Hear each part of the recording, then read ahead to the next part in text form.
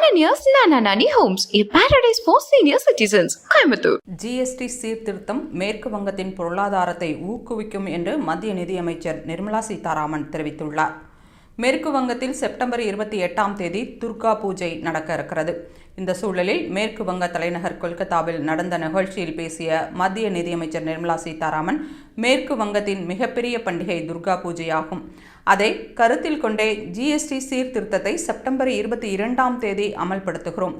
GST வரி குறைப்பால் துர்கா பூஜையின் போது மேற்கு வங்கத்தில் வர்த்தகம் அதிகப்படியாக நடக்கும். இதனால் மக்களும் வணிகர்களும் பயனடைவர் என்று நம்பிக்கை தெரிவித்தார். மேற்கு வங்கத்தின் பல பொருட்களுக்கு புவிசார் குறியீடு வழங்கப்பட்டுள்ளதாக குறிப்பிட்ட நிர்மலா சீதாராமன், ஜிஎஸ்டி சீர்திருத்தத்திற்கான முன்மொழிவை ஒன்றிணைந்து ஒப்புக்கொண்டதற்காக அனைத்து மாநில அரசுகளுக்கும் பாராட்டு தெரிவித்துள்ளார். மேலும் ஜிஎஸ்டி வரி குறைப்புக்கு ஆக்கப்பூர்வமான பங்களிப்பை வழங்குவதற்காக ஜிஎஸ்டி கவுன்சிலில் இருக்கும் மாநில நிதியமைச்சர்களுக்கு நன்றி தெரிவித்து கடிதம் எழுதியதாகவும் மத்திய நிதியமைச்சர் நிர்மலா சீதாராமன் கூறியுள்ளார்.